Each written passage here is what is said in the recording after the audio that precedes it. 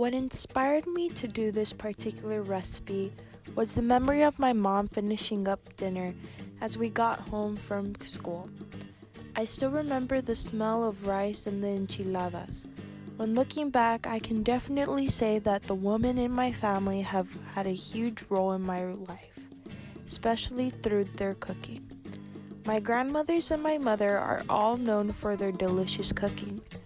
My grandmother on my father's side is an incredible woman that learned from a young age how to make chorizo, jaleas, dulces de calabaza, and many other traditional Mexican recipes from scratch.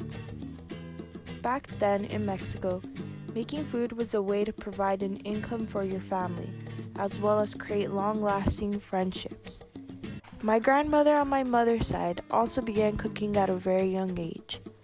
When I have spoken to her about the age she started cooking, she tells me that she remembers making tortillas for her ill mother, and at the time she was between the ages of 6 and 8.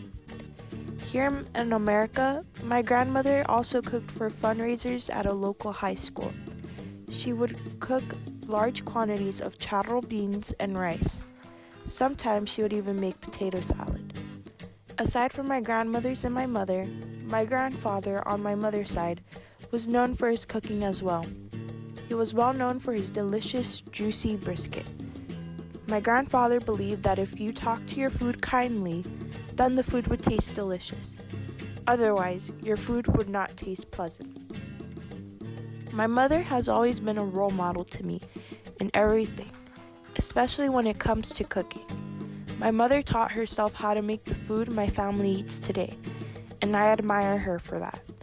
To this day, when I am back home, I like to sit and watch my mother toss spices and ingredients into the pans and make tasteful meals that I greatly enjoy and appreciate. When I cook, I feel as though I'm connected to my grandmothers, my grandfather, and my mother.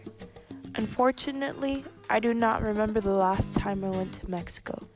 And sadly, because of this, I feel as though at times I am not so culturally connected to my Mexican roots. However, when I'm feeling this way, I begin cooking the recipes that were handed down from generation to generation, and I'm reconnected back to my culture. With all that said, please enjoy the rest of my video. Thank you.